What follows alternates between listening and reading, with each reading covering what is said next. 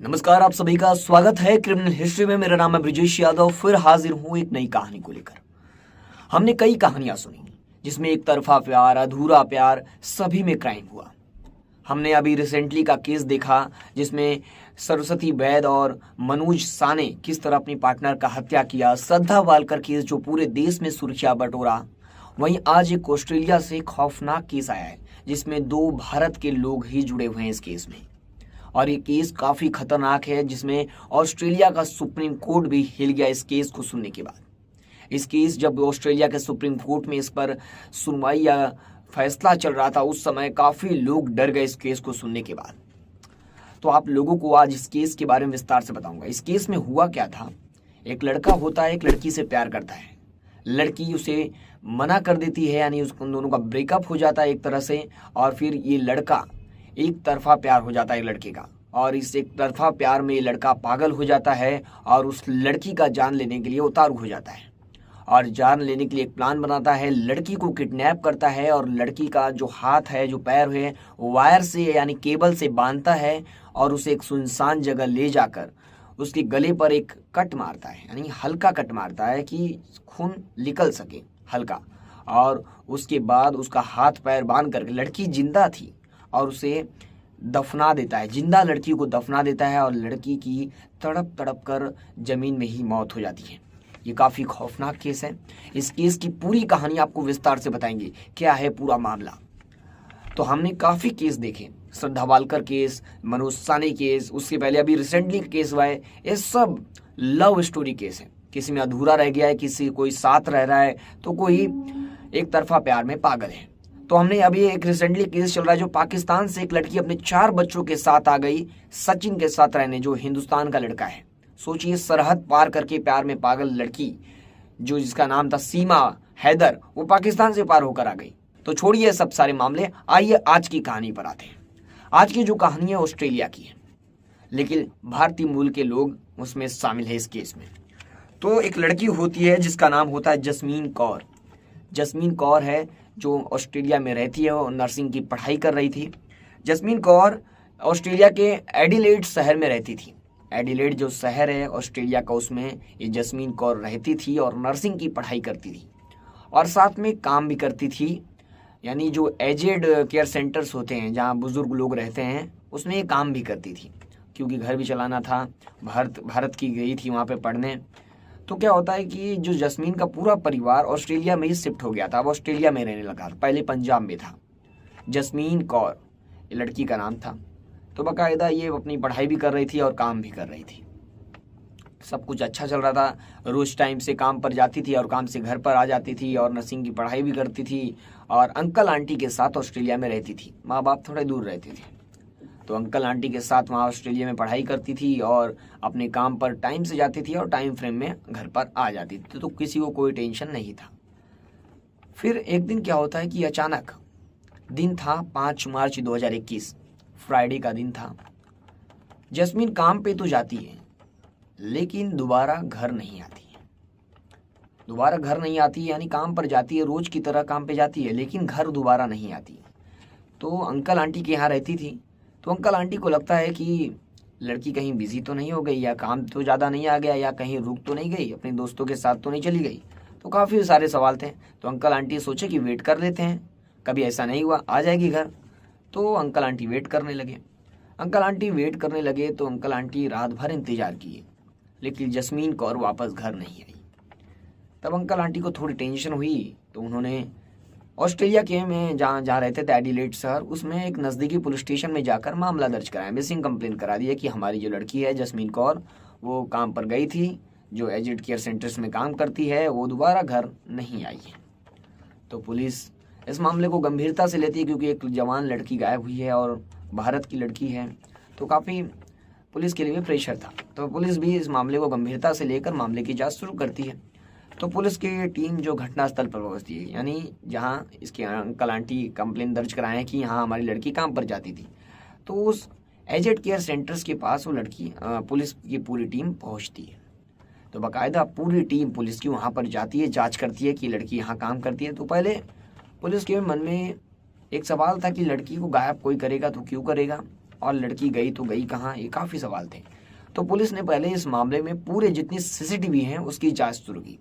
यानी जो aged care centres है जहाँ ये काम करती थी उसके आजू बाजू और उसके आजू बाजू की सड़कें हैं, जो वहाँ हाईवे हैं, जो रोड्स हैं उसके और दुकानें हैं, वहाँ के सारे सीसीटीवी कैमरे खंगाले जाएँ जहाँ काम करती वहाँ की भी। तो पुलिस को एक सीसीटीवी में, एक कैमरे में, एक फुटेज में दिखती है एक कार। जिस समय लड़की बाहर निकल रही थी, यानी बाहर निकलने का समय होता उस समय एक कार भी आई थी। तो पुलिस को कार के बारे में कुछ शक होता है कि कुछ गड़बड़ है, क्योंकि जिस समय ये निकलती है उसी समय ये कार भी निकली है। तो कार थी वो बरोबर उसका नंबर नहीं दिख रहा था। तो पुलिस कई और सीसीटीवी देखती है आगे की, कहीं कार आगे बढ़ी होगी तो वहाँ सीसीटीवी यानी उस कार का नंबर दिख जाएगा सीसीटीवी में। तो पुलिस पूरी जांच करती है तो कार का जो सीसीटीवी है, जो कार का नंबर है वो मिल जाता है। कार का नंबर अब पुलिस को मिल जाता है तो पुलिस को जो है कार के मालिक तक या जो कार चला रहा है उससे पहुंचने तक आसानी होगी। तो पुलिस जब एक दो सीसीटीवी में जूम करके देखती है तो कार में कोई दिख नहीं रहा था, यानी लड़की जैस्मीन कौर नहीं दिख रही थी। कोई तो था उसके अंदर बैठा था लेकिन प्रॉपर नहीं दिख रहा था, क्योंकि मुजरिम भी काफ़ी शातिर होते हैं, वो कार की कभी भी सीसीटीवी कैमरे के सामने नहीं खड़ा करेंगे भी। तो पुलिस को ये क्लियर नहीं दिख रहा था कि कार में कौन है, जैस्मीन कौर है कि कार ऐसे ही जा रही थी, लेकिन कार का नंबर मिल चुका था। तो अब पुलिस छानबीन करती है और कार के मालिक को उठाती है। तो कार का मालिक होता है एक लड़का, वहीं का लड़का होता है ऑस्ट्रेलिया का, उसकी वो कार होती है। जब उससे पूछा जाता है बुलाकर कि ये कार किसकी, मतलब कि ये कार किसकी है, तुम्हारी ये कार उधर क्या कर रही थी, तब वो बताता है कि ये कार मेरी उस दिन मेरा दोस्त जो मेरे साथ रहता है मेरे रूम में वो लेकर गया था, यानी उसका रूममेट जो था वो लेके गया था। तब ये बताता है तो उस रूममेट को उठाया जाता है। तो रूममेट का नाम सामने आता है तौकीर जोत सिंह। तौकीर जोत सिंह का नाम सामने आता है जो उस दिन कार चला रहा था उसका रूममेट। फिर तौकीर जोत सिंह को उठाया जाता है, वही ये कार उस दिन चलाकर वहाँ पर गया था उस एजेड केयर सेंटर्स के पास। तब इससे पूछताछ की जाती तो ये बोलता है मुझे इस बारे में कुछ नहीं पता है, मेरी कार वहाँ पे गया था, मैं उधर मुझे काम था, मतलब काफ़ी कहानियाँ बनाता है कि मुझे इस बारे में कुछ लेना देना नहीं है, मुझे कुछ नहीं पता है। तो क्या है, पुलिस उसे गिरफ्तार भी नहीं कर सकती। पुलिस को पूरा शक उसके ऊपर था लेकिन सबूत नहीं था। अगर ऑस्ट्रेलिया में किसी के पास सबूत नहीं है, यानी किसी के ऊपर साबित करने के लिए क्राइम सबूत नहीं है, तो उसे गिरफ्तार नहीं कर सकते। इसलिए उसे पूछताछ करने के बाद छोड़ दिया जाता है। तौकीर जोत सिंह छूट जाता है। उसके बाद पुलिस इस केस के बारे में जांच कर रही थी, इन्वेस्टिगेशन चालू था। तो पुलिस को एक बात और सामने निकल कर आती है कि जो तौकीर जोत सिंह है इसके खिलाफ एक मामला दर्ज हुआ है और इसी लड़की के खिलाफ मामला दर्ज हुआ है। यानी जिस पुलिस स्टेशन में इसके अंकल आंटी यानी लड़की की जैस्मीन के अंकल आंटी ने मामला दर्ज कराया था मिसिंग का, उसी पुलिस स्टेशन में एक और कंप्लेन इसके माँ बाप ने दर्ज कराया था यास्मीन के, कि एक लड़का है मेरी लड़की को परेशान करता है, यानी बार बार उसका पीछा करता है और उसका नाम है तौकीर जोत सिंह। यानी इस लड़के का नाम वापस पुलिस स्टेशन में इसकी माँ, यानी जो यास्मीन लड़की गायब हुई है उसकी माँ बाप पहले ही 1 महीना पहले ही इसके बारे में कंप्लेन की है कि हमारी लड़की को परेशान करता है, पीछा करता है। तो पुलिस को अब गहरा शक हो गया। अब पुलिस फिर तौकीर जोत सिंह को उठाती है, क्योंकि 1 महीना पहले ही पुलिस इसको वार्न करके छोड़ी थी कि अब दोबारा लड़की को परेशान मत करना। अब फिर इसे उठाती है, फिर इसके सामने सारे सबूत रखती है कि लड़की के माँ बाप 1 महीना पहले तेरे खिलाफ कंप्लेन कर चुके हैं कि तुम लड़की को परेशान करता है, और आज ये लड़की गायब है, लापता है, लड़की के बारे में कुछ नहीं पता है, लड़की काम पर जाती थी, आज लड़की का अपहरण हो चुका है, गायब है, और तेरी कार भी उधर दिखी, तू ही उस कार को चलाकर ड्राइव करके उस एजेड केयर सेंटर्स के पास से गुजरा था। तो सारे सबूत उसके खिलाफ थे, लेकिन ये बार बार नई कहानियां बना रहा था, ये कहानी को स्वीकार नहीं कर रहा था, केस को यानी पूरी क्राइम को एक्सेप्ट नहीं कर रहा था, और ये बार बार अलग अलग कहानी बताकर पुलिस को गुमराह कर रहा था। लेकिन पुलिस पूछताछ कर रही थी, गिरफ्तार नहीं कर रही थी, लेकिन इसे पूछताछ कर करके, टॉर्चर कर करके परेशान कर रही थी। तो आखिर में ये बता देता है कि ये जो लड़की है यास्मीन है, ये आत्महत्या कर ली थी। पहले तो बताता है कि ये आत्महत्या कर ली थी, उसके बाद इसकी बॉडी को मैंने दफना दिया। आप जाके उस बॉडी को मैं आपको दिखा सकता हूँ जाकर, जहाँ मैं इसको दफनाया हूँ, ये सारी बातें बताता है। तो पुलिस बोलती है, पुलिस की इस घटना मतलब पुलिस आपस में बात करती है कि कुछ गड़बड़ है इस घटना में, ये कुछ तो छुपा रहा है। ये बोलता है कि लड़की यानी यास्मीन ने आत्महत्या कर लिया और उसे इसने दफना दिया। तो और ये बताता है कि मैं उस घटनास्थल पर जहाँ ये लड़की को मैं दफनाया हूँ वहाँ पर लेके जाऊँगा। तो पुलिस की पूरी टीम घटनास्थल पर जाती है। घटनास्थल पर जाती है जहाँ इस बॉडी को इसने गाड़ा है। ये लेके जाता है तौकीर जोत सिंह, जहाँ गाड़ा है वहाँ पर पुलिस आजू बाजू पूरे इन्वेस्टिगेशन करती है। उनकी फॉरेंसिक टीम होती है, जो काफ़ी टीमें आती है, तो वो पूरी जांच करती है। तो पुलिस को उसका आईडी कार्ड, उसका चप्पल, उसका कपड़े, उसके जूते, सारे चीज़ें उसके वहाँ पर मिल जाते हैं। यानी इसके भी कपड़े जो लड़की के होते हैं वो छोटे होते हैं जंगल में, और उसके जो आईडी कार्ड होता है, जो जूता होता है, वो भी वहाँ पर छोटा होता है, चप्पल नहीं था, सॉरी। तो उसका ये सारी चीज़ें बरामद हो जाती है पुलिस को। और फिर पुलिस खुदाई शुरू करती है, क्योंकि ये बताता है कि मैं यहीं पे गाड़ा हूँ। तो पुलिस की जो टीमें होती है वो खुदाई शुरू करती है, और खुदाई में लड़की की जो बॉडी है मिलती है। अब पुलिस की टीम इसके पोस्टमार्टम रिपोर्ट के लिए बॉडी को तुरंत पोस्टमार्टम के लिए भेज देती है।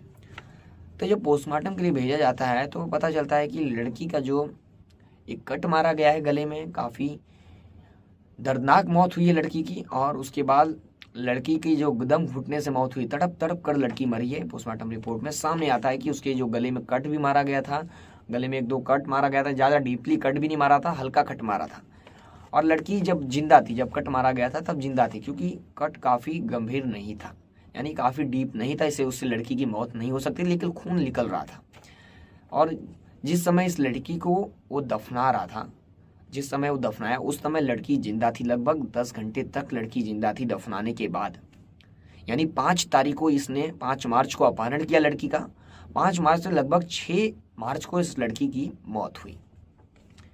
तब लड़की की मौत काफ़ी दर्दनाक हुई, यानी जिंदा लड़की को इसने गाड़ दिया था और लड़की की तड़प तड़प कर मतलब मृत्यु हो गई। अब पुलिस ने इसके खिलाफ मामला दर्ज कर लिया और पूरी केस की इन्वेस्टिगेशन करने लगी वापस से, क्योंकि इसके खिलाफ सबूत अब मिल चुके थे कि किसने गाड़ा है, लेकिन इसने मारा है। अब इसके भी सबूत, क्योंकि उसके गले में कट लगा हुआ था। लेकिन फिर पूछताछ करती है कि तूने इसे मारा। ये कबूल नहीं कर रहा था, तौकीर जोत सिंह कबूल नहीं कर रहा था कि मैंने मारा, लेकिन गले में कट मारने वाला कौन था? गले में कट मारने वाला यही था। तो पुलिस से काफ़ी पूछताछ करती है, पुलिस ने इसे आरोपी भी बना लेती है। तो पुलिस इसे सुप्रीम कोर्ट में पेश करती है, अपना चार्जशीट भी, जो आरोप पत्र है वो भी तैयार हो जाता है। तो बाद में उससे पहले जब इसको कोर्ट में गवाही या फैसले से पहले ये स्वीकार कर लेता है, कबूल कर लेता है, हाँ मैंने ही मारा है, और पूरी कहानी बताता है। ये बताता है कि हम दोनों दोस्त थे और इन दोनों दोस्त रहते हैं, और ये क्या करता है कि प्यार करते थे, मतलब ये इससे प्यार करता था, लेकिन लड़की को पसंद, यास्मीन कौर को पसंद नहीं था। और एक जो लड़की का प्यार था, तौकीर जोत सिंह का प्यार जो है एक तरफा हो जाता है। एक तरफा प्यार में ये पागल हो जाता है, क्योंकि लड़की से एक्सेप्ट नहीं करती है और उसे यास्मीन से ही प्यार करना था। तब ये उससे गुस्सा हो जाता है और बदले की आग में चलता है, कभी बदला लूँगा। इस यास्मीन को कई बार इसने मैसेज भी किया था। मैसेज क्या किया था आपको बताता हूँ। तुम्हारी बदकिस्मती है कि मैं अभी तक जिंदा हूँ। ये मैसेज जो किया था कि हर एक का जवाब मिलेगा। इस लड़की को काफ़ी बार धमकी भी दे चुका है मैसेज में, कि हर प्रेम कहानी में यही होता है। अगर लड़की से ब्रेकअप होता है तो लड़की को धमकी दिया जाता है कि मेरे से अच्छा नहीं मिलेगा, या तुझे देख लूँगा। काफ़ी कहानियाँ हर लव स्टोरी में होती है, वही इस केस में भी हुआ। फिर क्या होता है कि केस चलता है इसके ऊपर और इसे सुप्रीम कोर्ट में पेश किया जाता है।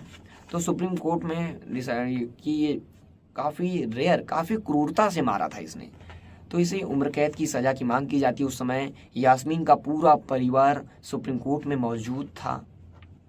ये पूरी दर्दनाक घटना जो हुई है ऑस्ट्रेलिया में, इसे दिल का हर जगह चर्चा का विषय बनी हुई थी ये कहानी।